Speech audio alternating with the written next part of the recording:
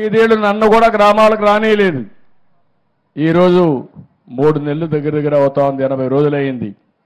ఎక్కడన్నా మాజీ ముఖ్యమంత్రి కానీ వైఎస్ఆర్ కాంగ్రెస్ నాయకులు కానీ అడ్డుకున్నామా? ఒక్కసారి మీరు ఆలోచించండి. నేను ఒకటే ఆలోచిస్తున్నాను, ఇలాంటి వ్యక్తులు ఈ సమాజానికి చేటు అయినా కూడా ఆ ఉద్యమం మీ దగ్గర నుంచి రావాలి.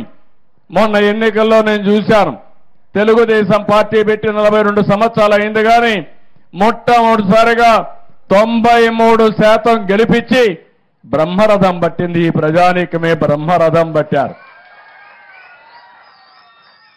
అన్ని జిల్లాల్లో 100కు 100% గెలిపించారు. 57% ఓట్లేశారు.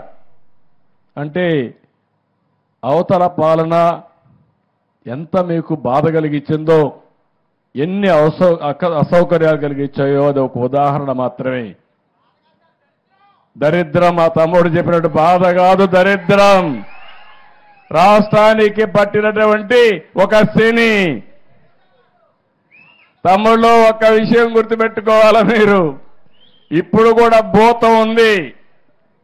ఆ భూతాన్ని పూర్తిగా భూస్థాపితం చేస్తే తప్ప ఈ రాష్ట్రానికి ఎవరు మళ్ళీ రారు. ఆ విషయం మీరు గుర్తుపెట్టుకోవాలి.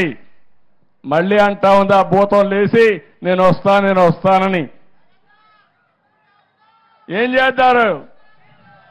ఏం చేస్తారు తల్లి? మీకు మంచి కావాలంటే, మీ భవిష్యత్తు ఉజ్వల భవిష్యత్తు కావాలంటే